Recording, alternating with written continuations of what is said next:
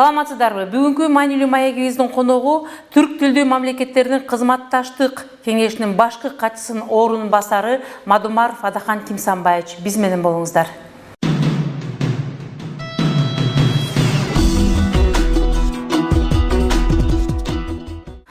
Саламатсызбы, Адахан Кимсанбаевич, студиябызга куш келиптирсиз. Мындан 3 күн мурда өкмөт башчысынын жарлыгы менен сизди түрк тилдүү мамлекеттердин кызматташтык кеңешинин башкы катчысынын орун басары болуп дайындалганыңыз жөнүндө маалымат тарады.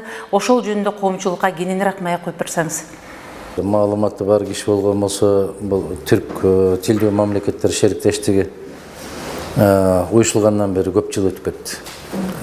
Тесиңиздерде болсо, анын демилгечиси болуп Раматылык Тургут Азал болчу. Анан бир канча келишимдерге кол коюлган. Анан ар кандай себептер менен менимче бул уюм жакшы өзүнүн ишин же болбосо алдына койгон максатын аткара албай келди. Анан соңку 4 жылдан бери абдан катуу мындай бир күчөп баратат. Эл аралык уюм катарында ошол тектеш мамлекеттердин ортосундагы саясий, маданий, илимий жана экономикалык жактан бири-бирине жакындашуу жаатында. Анын үстүнө ошол Түркия менен Казакстан, Азербайжан 3 мамлекет экономикалык тараптан Кудайга шүгүр деңгээлге көтөрүлүп кетпеди. Адамдын курсагы тойгондон кийин эмне керек болот? Биринчи кезекте ошол кадимки ушул каада салттар, үрп-адаттар, анан ошол жакындар менен тектеш мамлекеттер менен алакасын күчөтүү, айрыкча экономикалык жаатта. Ошол жааттан ошол аны бир гана кыргыз мамлекет чечпейт. Ошол кеңешке кирген бардык мамлекеттердин жетекчилери, мындайча айтканда президенттери ошол дайындоого макулдугун бериш керек. Биринчи кезекте ошол Казакстан менен Түркиядан келди.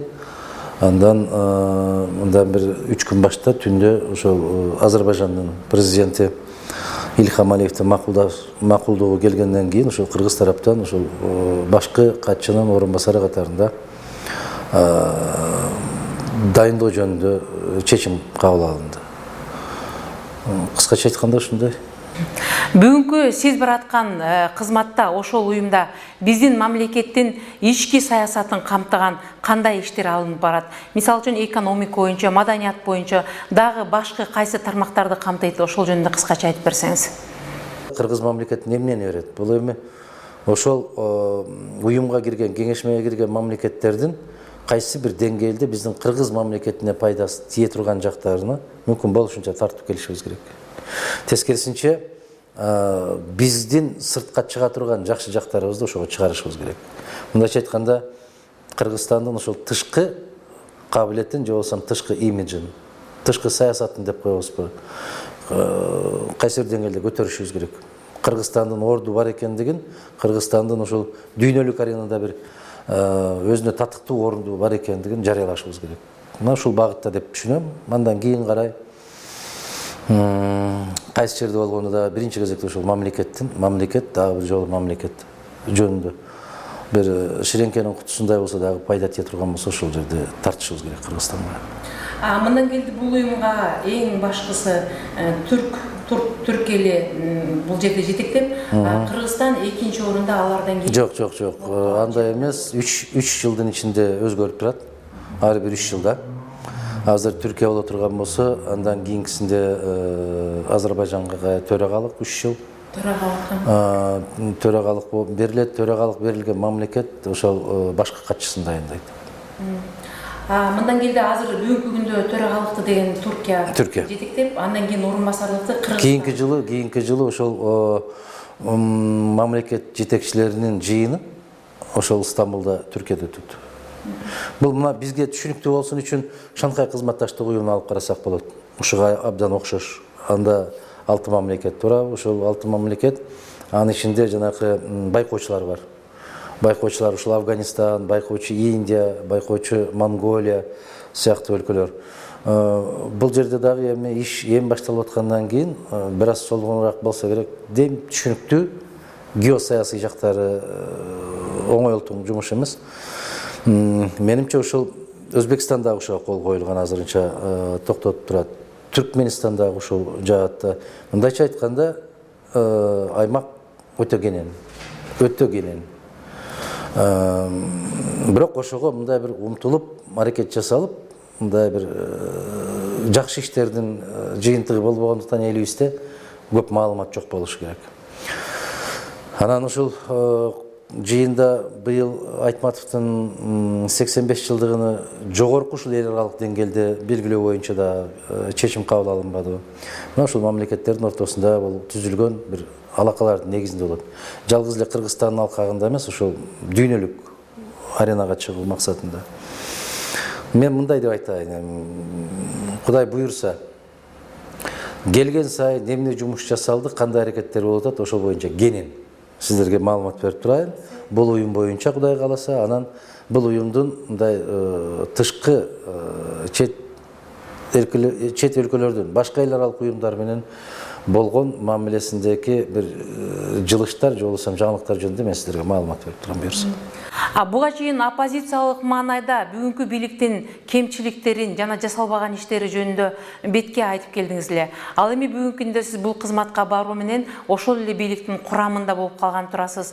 Мындан ары дагы ошол кемчиликтерди бетке айтуу багытыңыз улана береби же мындан кийин унчукпай каласызбы? Мен көнүп калбадымбы? Биздин коом ушундай болуп калган азыр эми. Тилекке каршы ушундай. Ассаламу алейкум деп койсоң дагы жакшы көрбөйт. Кирип чай ичип кетпейсизби десең дагы жакшы көрбөйт. Ушундай бир аябай кыйын, оорукчан коомбуз биз. Мен ачык айтайын. Экинчиден, ал жерге кызматка баруу менен Мадумаров позициясын кылдай да кыйшайтпайт. Айткан, деген. Ушул бойдон эле. Ал Кыргыз мамлекетинин ички саясатына таптакыр тиешеси жок. Бул эл аралык деңгээлдеги уюм. Ушул башка мамлекеттерди, ушу Кыргызстанды эл аралык аренадагы өзүнүн ордун тактоо, же болбосо ошонун кадыр баркын көтөрүү, же мүмкүн Кудай сактасын тескерисинче түшүрүп жиберүү. Мына ушул жааттагы жумуш бул. Анан жогорку кеңеши менен, өкмөтү менен, же башкасы менен ат-чатагы жок алардын. Бул мамлекеттин үстүндөгү турган уюм катары кабыл алышыбыз керекпиз. Экинчи жагынан ар дайым айтып келем, баса белгилеп айтам. Эгерде биздин ушул мамлекетибизге, биздин элибизге бир кандайдыр бир пайда тие турган, жеке кайсы бир кызыкчылыктын эмес, топтун эмес, чөлкөмдүн эмес, аймактын эмес, же кайсы бир инсандын эмес, мамлекеттин кызыкчылыгына пайда келе турган жумуш болгон болсо, баары иштеш керек деп. Мен муну такай айтып келем. Акаевдин кезинде деле айткам, Бакиевдин кезинде деле, азыр деле айтып келем. Андан кылдай да кыйшайбайм. Саясий көз карашым дагы бир жолу баса белгилеп айтам, эч качан кыйшайбайт. Аны менен кошо жанакы Кыргыз өкмөтү же Кыргыз парламенти же Кыргыз башка бир саясий партиялары менен көз караш өзгөрөт деген болсо терең жаңылышат. Алар күтпөсүн андайды. Андай болбойт. Биздин туруктуу көз карашыбыз бар, позициябыз бар, ошол бойдон жүрүп отурабыз. Интернет сайттарда жана социалдык талкууларда сиздин бүгүн бул кызматка барышыңыздын себеби оппозициялык топтордон эч кандай майнап чыкпагандыгына байланыштуу деген ойлор айтылып жатат. Буга сиз кандай ой бөлүшөсүз? Мен себебин жана түшүндүрбөдүмбү. Бизде көп мезгилдерден бери айтып келем, бизде оппозиция жок. Антип өзүбүз алдабашыбыз керек. Эми оппозиция дегендин мен өткөндө Азаттыкка берген интервьюмда кенен айтып бердим. Ал классикалык түшүнүгүндө болуш керек. Бүгүнкү күндө ким оппозиция? Кече коалициядан кеткендер, туурабы? Же болбосо баштагы күнү жумуштан бошоп калгандар. Андай болбойт. Оппозиция деген туруктуу көз карашында болот. Мамлекеттик түзүлүштөгү туруктуу көз карашы болот. Мисалы биздин бүтүн Кыргызстан саясий партиясы же жеке Адахат Мадумаровдун көз карашы бүгүн жолуксам да, эртең жолуксам да бардык деңгээлде айталам, Кыргыз мамлекети конституциясын оңдош керек. Муну ол башаламан партиялык башкаруу деген болбойт. Биз президенттик башкарууга өтүшүбүз керек. Ансыз тартип болбойт. Атаңа бар, энеңе бар саясатын токтотушубуз керек.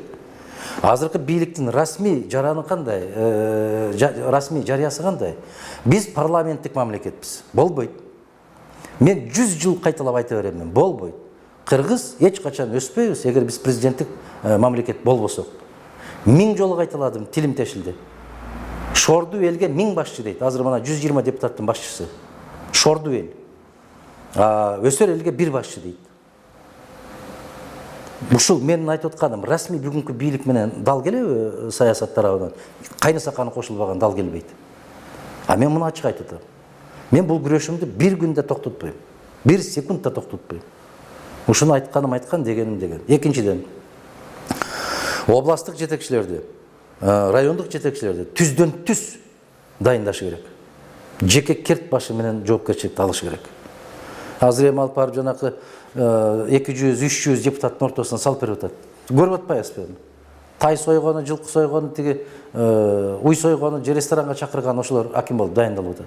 Айыл өкмөттөрүнөн баштап ошолорго чейин ушундай болуп кетти. Бул бейбаш. Же болбосо бир район, бир область бул партияга тийди. Анан башка область башка партияга тийди. Бул болуп көрбөгөндөй бейбаштык бул. Бул башаламандык. Ошондуктан бул жагынан менин позициям тикеден тике калат. Тилекке каршы мен мамлекеттик катчы болуп турганда ошол жогорку окуу жайлардын ректорлордун шайлоону токтоттурдум эле. Мен аябай кубандым эле ошого. Ай, Кыргызга жарашпайт шайлоо. Жек көрсөң да айтайын, жарашпайт. Бир университеттин жамааты профессорлору 5ке бөлүнөт айланайын. 5 кабатта 5 штаб. Мен муну колдоп атам, сен тигини колдоп атасың. Ошолор шайлоо бүткөндөн кийин бирөө жеңип чыгат. Эки ташбаканы жарыштырса да бирөө биринчи келет да. Бирөө сөзсүз жеңип чыгат. Анан жеңилгендер менен кантип мамыр-жумур болуп иштейт? Биздин менталитетибиз ага жол бербейт. Кечээ мага каршы чыккансың. Мунун атасы мен атама каршы болгон экен. Ай, болбойт андай, болбойт айланайын, токто Кыргыз, токто. Токто садаган кетейин.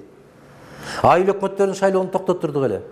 Азыр кайрадан шайлоого башталып атат. Негизи шайлоо деген Кыргыздын түйүнө жете турган окат ушул.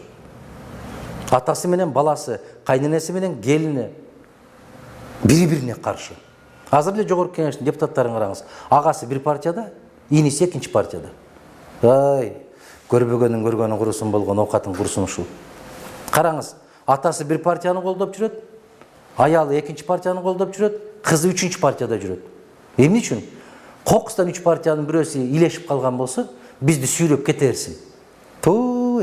Бул адам Алладан үмүт кылбастан бир пендеден үмүт кылып калган акыр заманын бир белгилери. Ушул партиянын төрагасы бир жерге барып калса, кокустан илешип калса, анан биздин да карабыздан бирөө илинип калсын. Бул лотерея ойноп атат да. 5 партия чыкса 5-өөнө тең. Агасын бир жерге, инисин бир жерге, келинин бир жерге, атасын бир жерге. Бул эмне рулетка бул. Аны менен биз мамлекетти эч качан алга жылдыра албайбыз. Аны токтотушубуз керек. Мадумаровдун позициясы ушул позиция. Кайда жүрбөсүн, Стамбулда болобу, Москвада болобу, Бишкекте болобу, Астанада болобу, кайда болбосо, жер бетинде жүрсө, Кыргыз мамлекетин ушул жолго алып бармайынча мамлекет болбойт деп айта берем. Сиз буга чейин партияңыздын атынан кайрылууларды жана массалык маалымат аркылуу бүгүнкү бийликтин кемчиликтерин бетке айтып келдиңиз эле. Эми мындан ары сиз келдиңиз эле дегенде мен аркы дүйнөгө кете элекмин. Тоба келтирдим. Айтып келем. Айтып келдиңиз. Кел атасыз. Кел атасыз. Буга чейин ошондой кемчиликтерин айтып келе атасыз. Бүгүнкү күндөн баштап эми сиз деген кызматта болгондон кийин ошол ажоого президентке түз кирип, дале болсо айтам. Кемчилигиңизди айтканга мүмкүнчүлүгү. Дале болсо айтам. Эл сизден ошону үмүт кылса болобу? Дале болсо айтам. Мен дагы бир жолу айтам. Эч качан адамдын ырыскысын пенде бербейт. Эгер Алла Таала ырыскын жазып койгон болсо, эч кайсы пендеси жулуп ала албайт. Алла Таала маңдайыңа жазбаса, эч кайсы пенде келип оозуңа салып бере албайт. Ушуну бир түшүнүшүбүз керекпиз. Мен жакында жолуктум. Алмаз Шаршенович менен жолугуп, ишенип коюңуз, биз экөөбүз сүйлөшкөндө начуураак сөздөрдү айттым. Ошол кемчиликтер боюнча. Мына биз оппозициядабыз деп парламентте жакшы кабыл алды, туура кабыл алды. Мына 2 жылдын ичинде ар тараптан кеткен каталыктар боюнча ачыктан ачык сүйлөштүк. Айтып коюш керек, мына оппозициядабыз деп парламентте отурган партияларга караганда мен көбүрөөк айттым деп толук ишенип коюңуз. Эртең жолугушабыз дагы. Эртең, Кудай буйрса. Анда дагы бир топ сөздөр айтылат. Дагы бир жолу айтам. Мени пенде бага албайт. Пенде мага нан бере албайт. Пенде мени бактылуу кыла албайт. Пенде менин көңүлүмдү көтөрө албайт. Бир пенде мактап мени кубандыра албайт. Бир пенде жамандап менин көңүлүмдү чөктүрө албайт. Ишенип коюңуздар. Эгер маңдайыма жазылган болсо, бул иш кетет. Анан бирөөгө жагынып бир нерсеге жетүү, ал өлүмдөн да жаман. Же болбосо бир нерсеге жетүү үчүн позицияңдан кайтуу, ошол күнү эле көмүп кое бериңиз, өлдү деп. Ошондо анан айтыңыз, маркум жакшы кишиле деп. Кайсыл жерде иштесең дагы өзүңдүн позицияңдан тайба, кайтпа.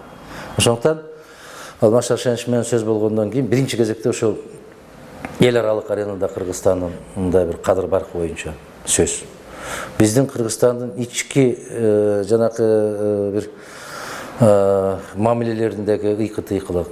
Булардын баары ачык талкууланды. Менимче түшүнүүчүлүк пайда болду. Мен кандай деп суроо берериңизди түшүнүп турам.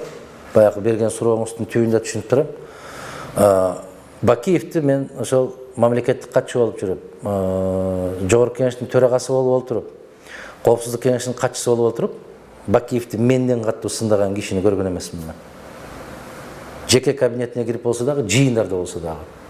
Мен сессияда дагы өзүмдүн пикиримди ачык айтчумун, төрага катарында. А кийин мени соккондор, Бакиевке тийбе деп мени соккондор. Алар Бакиевдин биринчи душманы болуп, мен кыпкызыл Бакиевчи болуп турганым калппа бүгүн. Алай, бул жалган дүйнө. Бул пенденин дүйнөсү, пенденин аң сезими. Аркы дүйнөдө акыреттик дүйнө бар. Биз түбөлүктүүлүктүн алдындагы бул дүйнө, мына жашоо бул кичинекей бир аялдама. Кичине эс алып отурган, дем алып отурган гана жерибиз бул. Көз ачып жумганча өтүп кете турган нерсе. Ошонун ортосунда не дегендерге барып атабыз биз? Жүзүбүздү жолу алмаштырып атабыз. Аялыңдын алдына башка маска кийип барасың, досторуңа башка маска кийип барасың, Жогорку Кеңешке башка маска кийип барасың, элге башка маска кийип барасың, жүзүңдү жоготуп койдуң. А туруктуу болуп бир гана позицияңды айта берсең, анда айтат, оңолбоду да, кой дебеди, ушул кичине ийкемдүүрөөк болбоду, ачып айткан жерде токтоп койбоду, сабырдуулук кылбады. А кеңешчилериң ким? Кеңешчилериң ошол көрө албастыктан кеңеш берет. Мен түшүнүп турам. Атамбаевка күйгөн киши болуп, көбү а кишини дагы жемелейт азыр. Күйгөн киши болуп. Мага күйгөн киши болуп, мени да көбү жемелейт. Ошол жемелегендердин ичинен 90% атаңдын көрү бекер болду, биздин эле арабызда туруп турса бир кынча күч болмок эле дегендер да бар. Мен ачык эле айтайын. Мен андай пенделик, жалган кайсы бир сезимдерден алыстамын. Эртең бир күнү дагы чыгат. Бетин жууганы да, жуубаганы да чыгат. Мына ушул эле керек экен. Түшүнүп турам. Эми андай бассаң да, мындай бассаң да сөздөн кутулбайсың. Эгер оң жакты карап, сол жакты карап отура берген болсаң, айтпадымбы мен? Үйдөн такыр чыкпай эле, көрпөнү калың кылып салып, жамынып алышың керек да, кулакты жа. Ошондо да айтат. Көрүнбөй кетти. Үнү чыкпай атат. Айтарга сөзү калбай калган окшойт. Ошондуктан ар бир пенде жашаса өзү үчүн, жакшылык жасаган болсо өзү үчүн жасайт. Дагы бир жолу баса берели. Жамандык кылса да өзү үчүн кылат. Себеп аркы дүйнөнүн азабын жамандык кылуу менен сатып алат өзүн өзү. Биз тек гана жараткан Кудайдан гана коркушубуз керек. Эгер пейилибиз түз болсо, ниетибиз таза болсо, жараткандан коркушубуз керек. Калган коркунучтардын баары эч нерсе эмес. Урматтуу Адахан Кимсанбаевич, кандай айткан күндө дагы бүгүн ал кызмат ордун сиз ээледиңиз. Бүгүнкү күндө кыргыз эли сизге деген бүгүнкү күнгө чейин абдан көп үмүт артып, чоң нерселерди күтүп жашап келишкен. Ошондой эле биздин Кабарлар KG интернет сайтыбыздагы сиздин бүгүнкү иш сапарыңыздын байсалдуу болушун каалайбыз. Жалаң эле ошол Стамбулда, Турцияда жүрүп, ошол элдин же болбосо ошо бириккен 4 мамлекеттин иштерин алып барууда эмес, кайда жүрсөңүз да биздин Кыргызстанды сиз менен дайыма чогуу иштешип турган Кабарлар KG сайтын унутпаңыз. Биз сиз менен мындан салаларда иш алып барууга дайыма даярбыз. Саламатта болуңуз. Бүгүн студиябызда түрк тилдүү мамлекеттердин кызматташтык кеңешинин башкы катчысынын орун басары Мадумаров Адахан Кимсанбаевич болду. Кайрадан көрүшкөнчө саламатта болуңуздар. Сиздер менен Үмүт Макамбетова болду.